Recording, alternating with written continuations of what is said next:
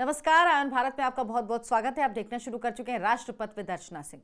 दिल्ली का चुनाव हुआ, नतीजे आ गए। अरविंद केजरीवाल की आम आदमी पार्टी चुनाव हार गई, 22 सीटें आई। अरविंद केजरीवाल खुद अपनी सीट तक नहीं बचा पाए, इसकी उम्मीद कम लोगों को थी। लेकिन अगर आप मुझे फॉलो करते हैं, मेरे वीडियो देखते हैं, तो आप जानते होंगे कि मैं ये लगातार बोल रही थी कि अरविंद केजरीवाल अपनी सीट नहीं जीत पाएंगे।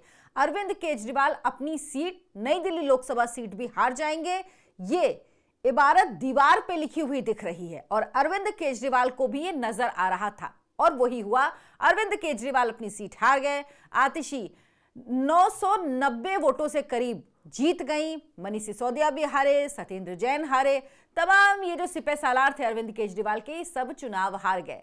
अरविंद केजरीवाल ने जीते हुए 22 विधायकों की बैठक बुलाई, उनसे मीटिंग की। उसके बाद अब सबसे बड़ी खबर यह है कि पंजाब के सभी विधायकों को मुख्यमंत्री सहित अरविंद केजरीवाल ने बुलाया है और वो 11 तारीख को यानी कल एक बैठक करेंगे इन विधायकों के साथ। आखिर अरविंद केजरीवाल ने पंजाब के विधायकों को क्यों बुलाया है? क्या अरविंद केजरीवाल दिल्ली की हार से कुछ सीख रहे हैं या वो एक संदेश दे रहे हैं?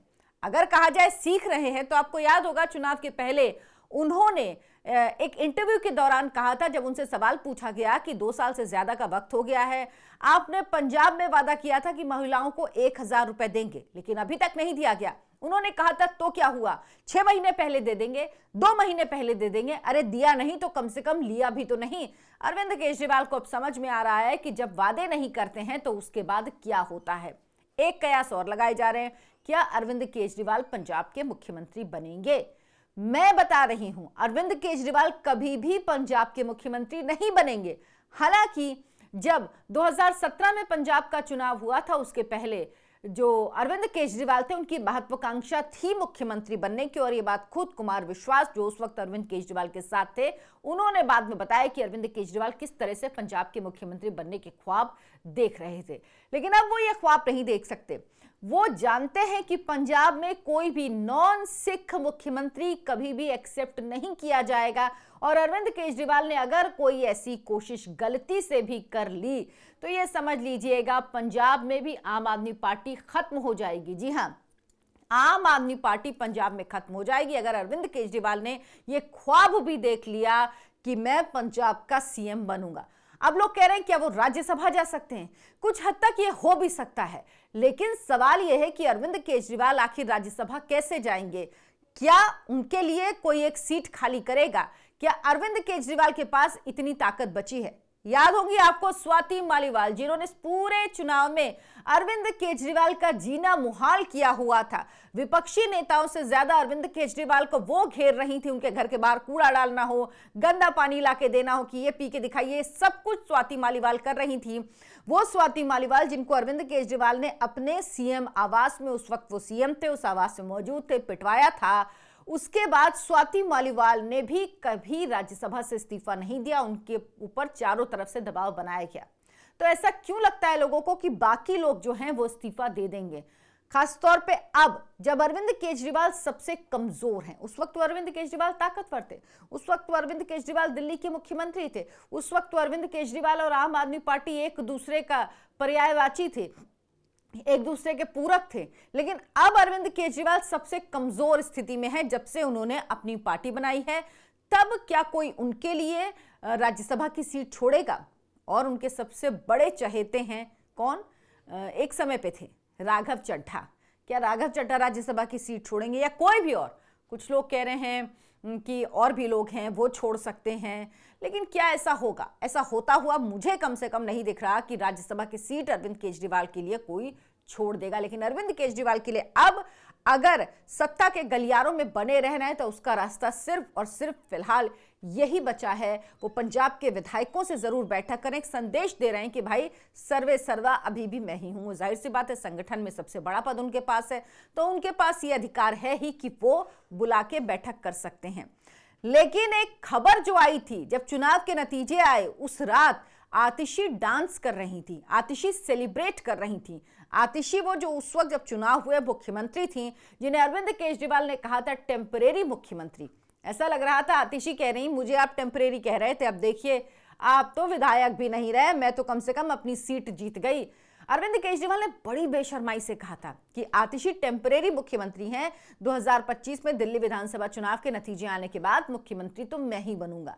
मतलब इस लेवल का घमंड था उस व्यक्ति को, अहंकार इस स्तर का था कि उसने कभी कल्पना भी नहीं की थी कि वो हारेगा, कभी उसकी हार हो सकती कल्पना में भी नहीं सोचा था।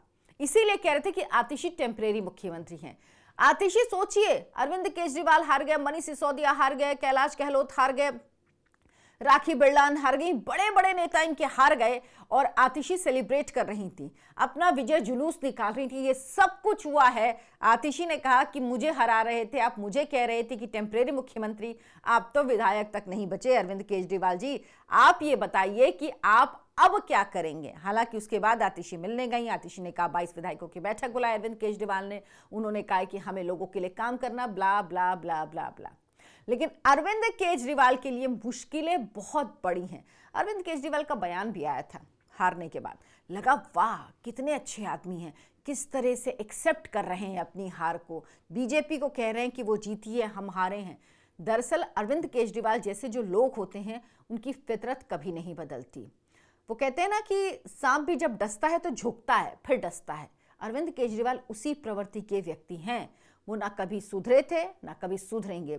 अगर कोई 8-10 रंग होते हैं तो 10 रंग के बाद 11वां रंग अरविंद केजरीवाल का ये है, ये 11वां रंग है उनका। ये सोच के ये मत समझ लीजिएगा कि अरविंद केजरीवाल सुधर गए हैं, अरविंद केजरीवाल को अब लग गया है कि झूठ की राजनीति नहीं चलती। वाकई अरविंद केजरीवाल जैसा नेता इस देश में कोई नहीं था, जिसने जो कहा कि मैं ये नहीं करूंगा, इसके खिलाफ मैं अपनी पार्टी बना रहा हूं, इसके खिलाफ मैं राजनीति करूंगा, उन्होंने सारे वो काम किए। चाहे भ्रष्टाचार में इतना कि खुद जेल जाके आ गया, खुद जमानत पर, लेकिन उसके बावजूद भी कहते थे कि लोगों से कि आप मुझे, अगर आपको लगता है कि मैं भ्रष्टाचारी हूं तो मुझे वोट मत दीजिएगा। अरविंद केजरीवाल जी, लोगों ने आपकी बात को सीरियसली ले लिया। उन्होंने कहा कि हाँ, हमें तो लगता है भ्रष्टाचारी हैं, इसीलिए वोट नहीं दिया।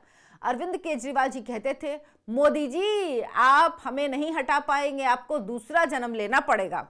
मोदी जी ने इसी जन्म में दिखा दिया कि अरविंद केजरीवाल जी आप तो किनारे जाइए।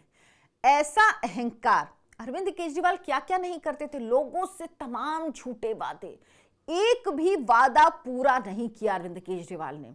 क्योंकि राजनीतिक पार्टियां वादे करती हैं, कुछ पूरे होते हैं कुछ नहीं होते हैं, भ्रष्टाचार भी थोड़ा बहुत होता है, लेकिन जो अरविंद केजरीवाल ने किया वो किसी भी राजनेता ने आज तक नहीं किया। क्योंकि अरविंद केजरीवाल ने कहा महल घर नहीं लूंगा, शीश महल बनाया, भ्रष्टाचार के खिलाफ लड़ाई लड़ रहे थे, भ्रष्टाचार में आकंठ उनकी पूरी पार्टी डूबी। सब कुछ मैं बहुत बार बार आपको बता चुकी हूँ, इसलिए अब उन बातों का कोई मतलब नहीं है बताने का। लेकिन एक बहुत बड़ा आधार बना जो आने वाले समय में नजीर भी बनेगा। आपको याद होगा 2 नेता जेल गए थे, अरविंद केजरीवाल भ्रष्टाचार के आरोप में, दिल्ली शराब घोटाले के, और झारखंड के मुख्यमंत्री तत्कालीन उस वक्त भी थे हेमंत सोरेन। हेमंत सोरेन ने क्या किया कि जब वो जेल गए तो उन्होंने इस्तीफा दे दिया मुख्यमंत्री के पद से। अरविंद केजरीवाल ने क्या किया, उन्होंने इस्तीफा नहीं दिया। वो जब तक जेल में रहे दिल्ली के मुख्यमंत्री बने रहे, दिल्ली में काम नहीं होते थे तो वो ब्लेम कर देते थे कि भाई मैं जेल में हूं, काम कैसे होगा। दिल्ली रुकी रही, थमी रही, उनको कोई फर्क नहीं पड़ा। जब वो जेल से बाहर निकले तो उन्होंने इस्तीफा दिया। इस्तीफा क्यों दिया? इमेज बिल्डिंग के लिए दिया। विस्तार से आपको कई बार बता चुकी हूं, इसलिए अब रिपीट नहीं करूंगी। लेकिन ये देखिए, जनता ने साफ संदेश दिया। हेमंत सोरेन जब झारखंड में चुनाव हुए, उनके जेल से छूटने के बाद उनको जनता ने चुना, उनको एक बार फिर मुख्यमंत्री बनाया, उनकी पार्टी ने विजय हासिल की। लेकिन अरविंद केजरीवाल की पार्टी को जनता ने किनारे में समेट दिया। सिर्फ 62 सीटों से 22 सीटों पर लेकर आ गई। 40 सीटें अरविंद केजरीवाल के पैरों के नीचे से निकल गई और अरविंद केजरीवाल देखते रह गए, कुछ कर नहीं पाए वो। तो ये फर्क होता है। अगर अरविंद केजरीवाल को लग रहा था कि भ्रष्टाचार के मामले में जेल जाकर वो बेशर्मी से मुख्यमंत्री बने रह सकते हैं, तो जनता ने बता दिया कि नहीं, जनता ऐसी बेशर्माई, इतना अहंकार एक्सेप्ट नहीं करती है, उसको ये बात नहीं अच्छी लगती है। इसका उदाहरण अरविंद केजरीवाल और हेमंत सोरेन, आप दोनों को देखिए। दोनों ने जेल से निकलने के बाद चुनाव लड़ा और दोनों की स्थिति क्या है? एक ने, जिसने इस्तीफा दिया था, वापस से मुख्यमंत्री बन गया है, और दूसरे की पार्टी को भयानक हार मिली। वो पार्टी जिसको जनता ने 67 और 62 सीटें दी थी, वो 22 सीटों पर सिमट कर रह गई है। पहली बार जब अरविंद केजरीवाल की पार्टी बनी थी तब भी 28 सीटें हासिल की थी नई पार्टी ने। 2 अक्टूबर 2012 को दिल्ली के कॉन्स्टिट्यूशन क्लब में जन लोकपाल आंदोलन जो खत्म हुआ था अन्ना का, उस वक्त अन्ना के उसी आंदोलन से अरविंद केजरीवाल को लोगों ने जाना था। तो उस आंदोलन से जुड़े हुए लोगों ने कॉन्स्टिट्यूशन क्लब में 12 अक्टूबर 2012 को जमा हुए सारे लोग, और एक व्यक्ति अरविंद केजरीवाल जो अन्ना के मंच पर दिखता था, ढीली बाह की 2 साइज बड़ी शर्ट पहना, ये उनका सब ट्रेंड, ये उनका तरीका था लोगों को बताने के लिए कि मैं कौन आम आदमी 2 साइज बड़ी शर्ट पहनता है। लेकिन अरविंद केजरीवाल ने सब कुछ स्टेज किया और उसके बाद राजनीतिक पार्टी बनाने का ऐलान कर दिया। ये अरविंद केजरीवाल की पहली पलटी थी। जब अरविंद केजरीवाल पहले कहते थे कि नहीं, मैं राजनीतिक दल नहीं बनाऊंगा, राजनीति में कभी नहीं जाऊंगा, उन्होंने तुरंत आंदोलन खत्म होने के बाद राजनीतिक पार्टी बना ली, राजनीतिक पार्टी बनाने का ऐलान कर लिया और गाना भी गाया कि इंसान का इंसान से भाईचारा। ये गाना वो एक बार और ये गाना गा चुके हैं, बाद में उन्होंने फिर एक बार गाया। 26 नवंबर 2012 को आम आदमी पार्टी ऑफिशियली लॉन्च हुई और उसके बाद 1 साल बाद चुनाव हुआ और 28 दिसंबर 2013 को अरविंद केजरीवाल दिल्ली के मुख्यमंत्री बन गए। रामलीला मैदान में उन्होंने फिर से वही गाना गाया और लोगों को बताया कि हम अलग तरह की राजनीति करने आए हैं। लेकिन 2013 में जब वो मुख्यमंत्री बने, कांग्रेस पार्टी के साथ बने थे, 28 सीटें आई थी उनकी, नई बनी हुई 1 साल पहले लॉन्च हुई पार्टी की 28 सीटें आई थी। और अब ये हालत कि 10 साल लगातार आम आदमी पार्टी की सरकार रहने के बाद, उसके बाद लोगों ने बाहर का रास्ता दिखा दिया। सिर्फ 22 सीटें मिली अरविंद केजरीवाल की आम आदमी पार्टी को। अब अरविंद केजरीवाल की हार की वजह तमाम है, आप लगातार इस पर बातें सुन रहे होंगे, लेकिन अरविंद केजरीवाल को आप खत्म मत मानिए। 43.57% वोट मिला है, लेकिन उनका तकरीबन 12 से 13% वोट कम हुआ है अरविंद केजरीवाल का। पिछले 2020 के मुकाबले में अरविंद केजरीवाल का वोट कम हुआ है, लेकिन आप ये मत समझिए कि अरविंद केजरीवाल अब शांत हो गए। दरअसल क्यों वो शांत दिख रहे हैं, इसकी बड़ी वजह यह है 6 से 7 मुकदमे तकरीबन अरविंद केजरीवाल पर चल रहे हैं। और सबसे बड़ा जो उन्होंने अपने गले में एक पत्थर बांधा, वो कब किया? 7 फरवरी को। 7 फरवरी को जब चुनाव के नतीजे आने थे 8 को, उसके एक दिन पहले 24 घंटे पहले आरोप लगाया कि किस तरह से हमारे विधायकों को 15-15 करोड़ में बीजेपी खरीद रही है। इसके बाद बीजेपी ने एसीबी में शिकायत कर दी और बीजेपी ने एलजी से कहा कि तुरंत इसकी जांच होनी चाहिए, आखिर किन विधायकों को ये ऑफर दिया गया है। एसीबी अरविंद केजरीवाल से पूछताछ के लिए पहुंच गई, लेकिन अरविंद केजरीवाल बाहर नहीं आए। ये ऐसा मामला है जिसमें जांच जितनी तेजी एसीबी ने दिखाई थी, अब ये समझिए इसकी जांच बहुत तेजी से होगी। और अब वो अरविंद केजरीवाल जो भ्रष्टाचार के मामले में जेल गए, तो मुख्यमंत्री पद से इस्तीफा नहीं दिया, तब वो विधायक तक नहीं है। इतनी बुरी स्थिति अरविंद केजरीवाल की है। तो अरविंद केजरीवाल की हार की कोई एक वजह नहीं है, तमाम बड़ी लिस्ट है।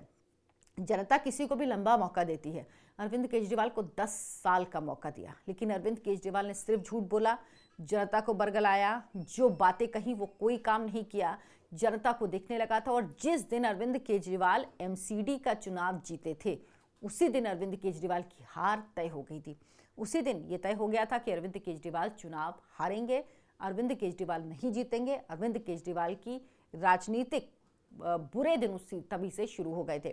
क्योंकि पहले क्या होता था, ऊपर के कामों के लिए वो कहते थे एलजी नहीं करने दे रहा है, केंद्र नहीं करने दे रहा, मोदी जी नहीं करने दे रहे, और बाकी जो काम होते थे एमसीडी से जुड़े, एमसीडी हमारे पास नहीं इसलिए हम नहीं कर पा रहे हैं।